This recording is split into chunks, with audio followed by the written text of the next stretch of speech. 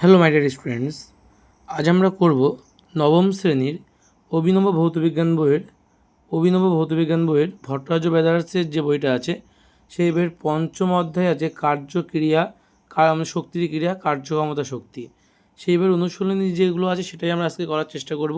এখানে পুরো নোট আকারে তৈরি করে দেওয়া আছে। এই ভিডিওর মধ্যে আমি বলে দেবো এই নোটটা তোমরা কোথায় পাবে।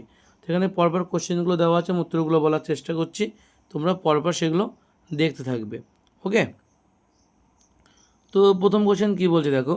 প্রথম কোশ্চেন বলছে এক এইচপি সমান কত ওয়াট, এটা হবে 746 ওয়াট।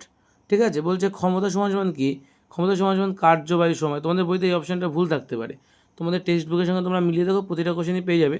তবে যেসব কোশ্চেনগুলো ভুল আছে আমি সেগুলো ঠিক করে দিয়েছি এখানে। তাহলে কী হচ্ছে, ক্ষমতা ইজিক্যাল টু কার্যবাহী সময়। নেক্সট কোশ্চেন কী বলছে, নেক্সট কোশ্চেন বলছে এম ভরের একটি বস্তুকে ভূপৃষ্ঠ থেকে এইচ উচ্চতায় রাখা হলে ভূপৃষ্ঠের সাপেক্ষে বস্তুর স্থিতিশক্তি কত হবে, এমজিএইচ উত্তর হবে। এবার দেখো এমজিএইচ অপশান এতেও আছে, অপশান সিতেও এমজিএইচ আছে, তাই এখানে লেখা আছে এমজিএইচ অপশান এটা নিয়েছি, বলছে অথবা সি, দুটো অপশানেই কিন্তু এক হবে এখানে। বলছে 2 কেজি ভরের একটি বস্তুর গতিশক্তি 16 জুল, তাহলে বস্তুর ভর 2 কেজি আর গতিশক্তি হচ্ছে 16 জুল যদি হয়, তাহলে বস্তুর বেগ কত হবে।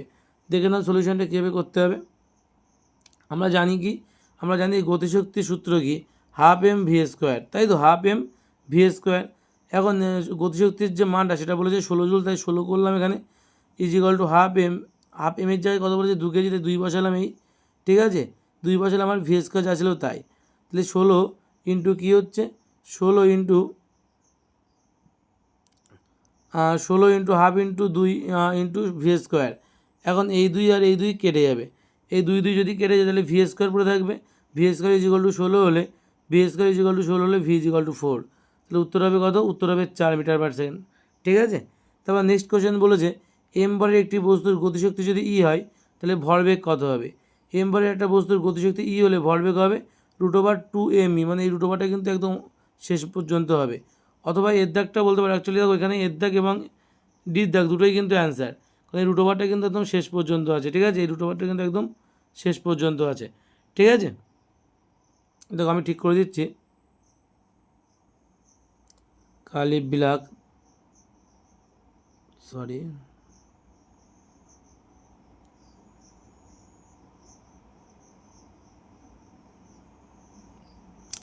ওকে। দেখো নেক্সট কোশ্চেন কী বলছে দেখো, নেক্সট কোশ্চেন বলছে যে এসআই পদ্ধতিতে কার্যের পরম একক কী, এসআই পদ্ধতিতে কার্যের পরম একক হচ্ছে জুল হবে।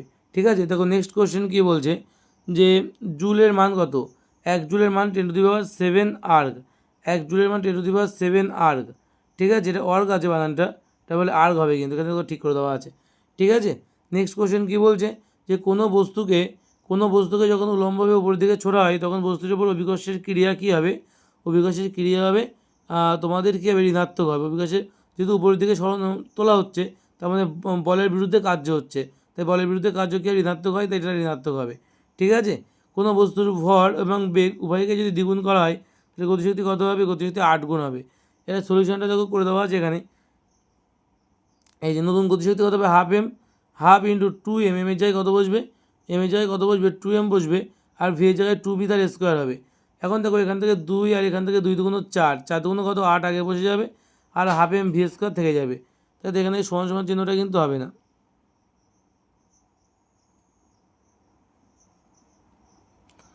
তাহলে 8 গুণ হাফ এম ভি স্কোয়ার। ঠিক আছে, আর হাফ এম ভি স্কোয়ার মানে কত, হাফ এম ভি স্কোয়ার মানে কিন্তু আমরা ভি জানি, তাহলে এটা হবে কি 8 গুণ ই কে, অর্থাৎ গতিশক্তি কী হচ্ছে, গতিশক্তি কিন্তু 8 গুণ হয়ে যাচ্ছে। ঠিক আছে, নেক্সট কোশ্চেন কী বলছে দেখো, বলছে যে অতি সংক্ষিপ্ত উত্তরভিত্তিক প্রশ্নাবলী, যে কার্য কী ধরনের রাশি, কার্য স্কেলার রাশি। এসআই পদ্ধতিতে কার্যের পরম একক কী, জুল। কাজের ব্যবহারিক একক কী, কাজের ব্যবহারিক একক হচ্ছে আর্গ, অর্গ বানান আছে তোমার এসআইতে জুল, এবং সিজেস পদ্ধতিতে আর্গ হবে, এবং প্রধান ব্যবহারিক একক হচ্ছে জুল। তারপরে বলেছে 1 জুল সমান কত আর্গ, 10⁻7 আর্গ। 1 জুল সমান কত হবে, 10⁻7 আর্গ হবে। ঠিক আছে, 1 জুল সমান 10⁻7 আর্গ। তারপরে কোশ্চেন কী বলেছে, ক্ষমতা কী, বলছে ক্ষমতা হচ্ছে কার্য করার হারকে বলা হয় ক্ষমতা, অর্থাৎ প্রতি একক সময়ে যে পরিমাণ কার্য সম্পাদন করা হয় তাকে আমরা কী বলছি, ক্ষমতা বলছি। ক্ষমতার ব্যবহারিক একক কী হয়, ক্ষমতার ব্যবহারিক একক হচ্ছে ওয়াট। তারপরে কি বলছে, বল আর সরণের মধ্যবর্তী কোণ কত হলে কার্য শূন্য হবে? মধ্যবর্তী কোণ অবশ্যই 90 ডিগ্রি বা এক সমকোণ হলে, ঠিক আছে, সমকোণ বললেও হবে, তাকে কার্যহীন বল বলা হয়। তারপরে বলছে বাঁধের জলে কী শক্তি সঞ্চিত থাকে? বলছে স্থিতিশক্তি সঞ্চিত থাকে, এবং বাঁধের মুখ যখনই খুলে দেওয়া হয় সেই স্থিতিশক্তি কনভার্টেড টু গতিশক্তি হয়ে যায়। তারপরে বলে যে জুল এবং আর্গের মধ্যে সম্পর্ক কী? 1 জুল সমান 10⁻7 আর্গ। তারপর নেক্সট কোশ্চেন কী বলছে, বলছে খাড়া উপরের দিকে নিক্ষিপ্ত বস্তুর স্থিতিশক্তি কখন সর্বোচ্চ হয়?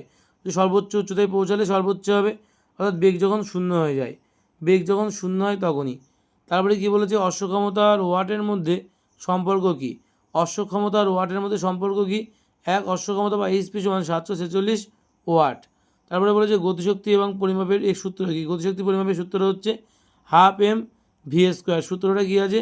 হাফ এম ভি স্কোয়ার, যেখানে এম হচ্ছে ভর আর ভি হচ্ছে বেগ। তারপরে বলেছে স্থিতিশক্তি, স্থিতিশক্তি পরিমাপের সূত্র কী? স্থিতিশক্তি পরিমাপ করা ইপি দিয়ে লেখা হয়, তার সূত্র হচ্ছে mgh, যেখানে এম হচ্ছে বস্তুর ভর, জি অভিকর্ষ ত্বরণ, আর এইচ হচ্ছে উচ্চতা। তারপরে কোশ্চেন বলেছে গতিশক্তির মাত্রা সংকেত লেখো। গতিশক্তির মাত্রা সংকেত দেখে নাও। বলছে এম কী আছে সূত্রটা? M L square T to the power -2, অর্থাৎ গতিশক্তির মাত্রা কার্যের মাত্রার সঙ্গে সমান। তারপরে কোশ্চেনগুলো দিয়েছে শূন্যস্থান, এসআই পদ্ধতিতে ক্ষমতার একক ড্যাশ, এটা হবে ওয়াট। এটা কী হবে? ওয়াট হবে। তারপরে বলেছে কার্য এবং শক্তির একক কি একই হয়? ড্যাশ এবং শক্তির একক একই হয়, কার্য এবং শক্তির একক। গতিশক্তির রাশিমালা dash half M V square, 1 HP সমান ড্যাশ ওয়াট, 746 ওয়াট, ঠিক আছে। তারপরে বলেছে স্তম্ভ মেলানো। আমরা স্তম্ভ মেলানো কিন্তু যেটা যার উত্তর সেটাই করে দিয়েছি। সে গতিশক্তি কী করেছে? Half M V square. ক্ষমতা বলছে ডব্লু/টি। স্থিতিশক্তি কী বলছে? কৃতকার্যবাহী সময় কিন্তু এটা। স্থিতিশক্তি কী বলছে? mgh। আর কার্য বলছে বল ইন্টু সরণ, ঠিক আছে। তারপর আবার একটা স্তম্ভ আছে, কি বলছে যে নিউটন মিটার মানে হচ্ছে জুল। ওয়াট ক্ষমতার একক, কার্যের ব্যবহারিক একক হচ্ছে, আচ্ছা এখানে একটু ভুল হয়েছে, দেখে নাও।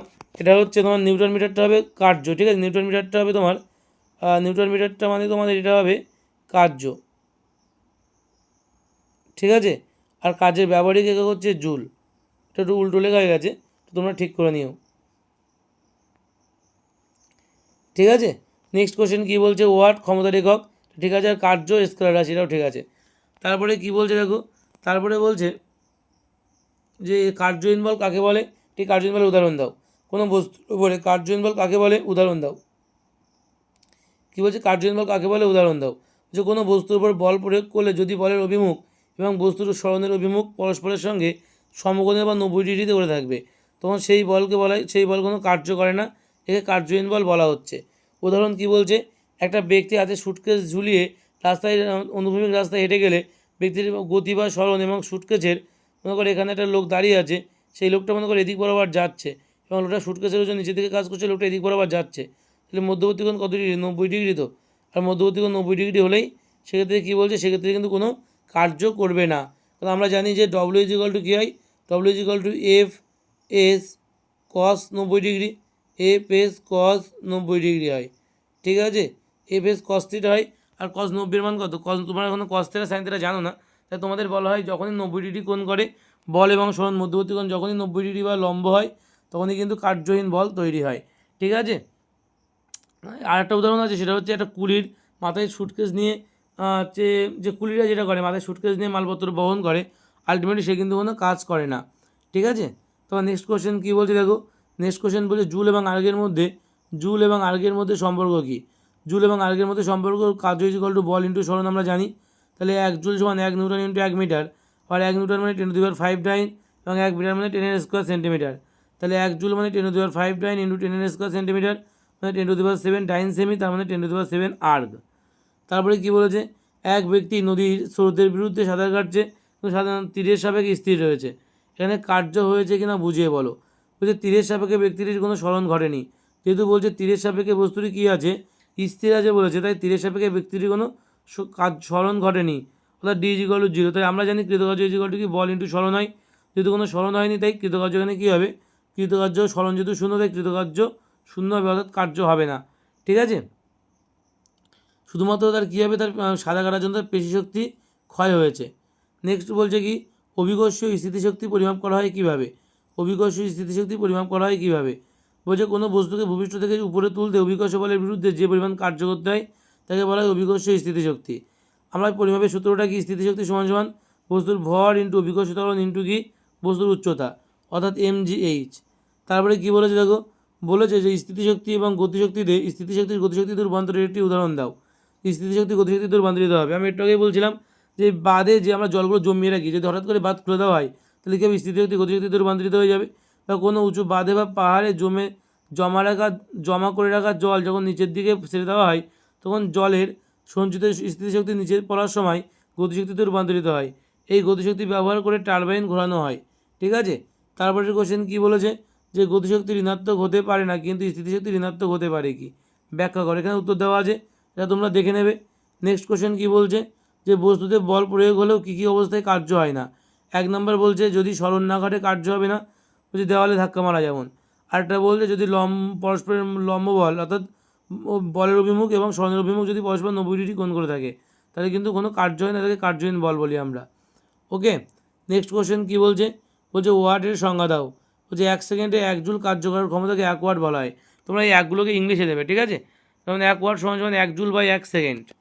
তারপর বলছে স্থিতিস্থাপক স্থিতিশক্তির সংজ্ঞা দাও, একটু উদাহরণ দাও।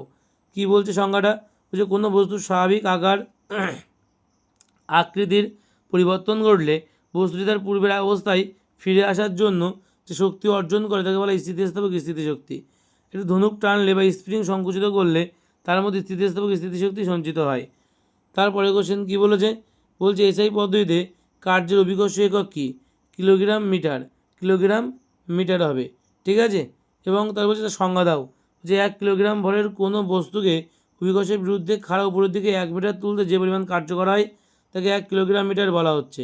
1 কিলোগ্রাম মিটার মানে কিন্তু 9.8 জুল, খুব গুরুত্বপূর্ণ এটা। তারপরে বলেছে কি,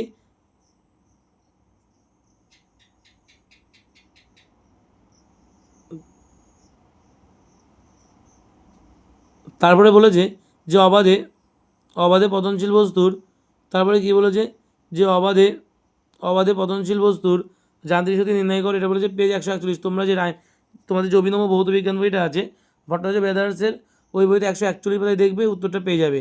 যে এম্বরে একটি বস্তু ভিবেগে গতিশীল হলে গতিশক্তির রাশিমালাটি প্রতিষ্ঠা করে, এটা তোমাদের পেজ নম্বর 138-এ পেয়ে যাবে।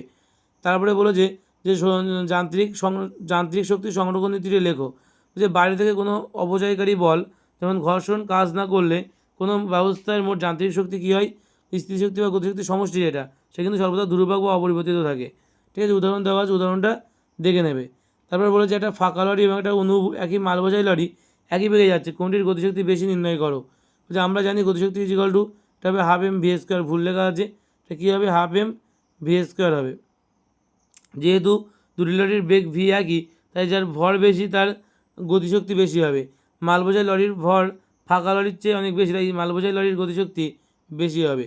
তারপরে কোশ্চেন কী বলেছে, যে কোনো বস্তুর ভর এম আর ভরবেগ যদি পি হয়, গতিশক্তি ই হলে প্রমাণ করো পি ইজিক্যাল টু, যে রুট ওভার কী হবে 2m হয়। কি প্রমাণটা কী আছে, যে পি ইজিক্যাল টু 2m এর উপরে একটা কী হবে, রুট ওভার হবে। এর উপরে কী হবে, একটা রুট ওভার হবে। এটা প্রমাণ করতে পারলে তোমাদের বইতে একটা প্রমাণটা করা আছে পেজ নম্বর 139-এ। ঠিক আছে। নেক্সট কোশ্চেন দেখো কী বলছে, যে কোনো বস্তুর শক্তি ছাড়া ভর এবং ভরবেগ ছাড়া শক্তি থাকতে পারে কি, দেখে নাও। উত্তরটা এখানে দেওয়া আছে, এখানে উত্তরটা দেওয়া আছে, তোমরা কিন্তু দেখে নেবে। তারপরে কী দেওয়া আছে, বল দ্বারা কার্য আর বলের বিরুদ্ধে কার্য, এই দুইয়ের মধ্যে পার্থক্য উদাহরণ সব বুঝিয়ে দাও। সেখানে উত্তরটা গুছিয়ে বলা আছে, তোমরা একটু দেখে নেবে। তারপরে দেখো বলা আছে কি, যে একটি হালকা এবং একটা ভারী বস্তুর মধ্যে গতিশক্তি সমান হলে কার ভরবেগ বেশি এবং কেন। কেন কিন্তু P is equal root over 2m হবে। ঠিক আছে, 2m হবে। এখন এখানে এটা ব্যাখ্যাটা দেওয়া আছে, দেখে নেবে।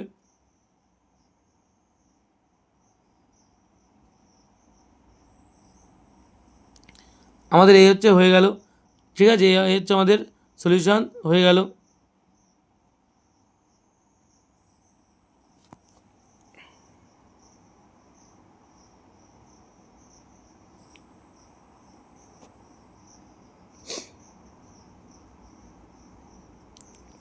তোমরা এটা প্রত্যেকটা ভালো করে দেখবে। ঠিক আছে। প্রতিটা কোশ্চেন এবং এরপর ম্যাথামেটিক্স আছে, সেগুলো কিন্তু আমি আজকে দিলাম না, এগুলো কিন্তু আমি নেক্সট দিন দিয়ে দেবো। ঠিক আছে। আমি আরেকটা ভিডিও করব, সেটা আমি এভাবে পিডিএফ ভার্সানে করব না, সেটা নর্মালি করব, খাতা কলমে করব, তোমরা সেটা দেখে নিও। ঠিক আছে, আমরা ম্যাথ সলিউশনগুলো এখানে এভাবে করা অসুবিধা বলে ম্যাথ সলিউশনগুলো দেয়নি। ঠিক আছে, তো এই ছিল আমাদের কার্যশক্তি ক্ষমতার যে অনুশীলনীটা, সেই অনুশীলনীর হচ্ছে যাবতীয় কোশ্চেন। ঠিক আছে, সেই অনুশীলনীর যাবতীয় কোশ্চেন আমি এখানে তৈরি করে গুছিয়ে তোমাদের দিয়েছি। তোমরা এটা খুব ভালো করে বাড়িতে রেডি করবে এবং মুখস্থ করে ফেলবে সমস্ত কোশ্চেনের উত্তরগুলো। ঠিক আছে, তো আজ এই পর্যন্ত থাক, দেখা হবে নেক্সট ক্লাসে। ওকে, গুড নাইট এভরিবডি।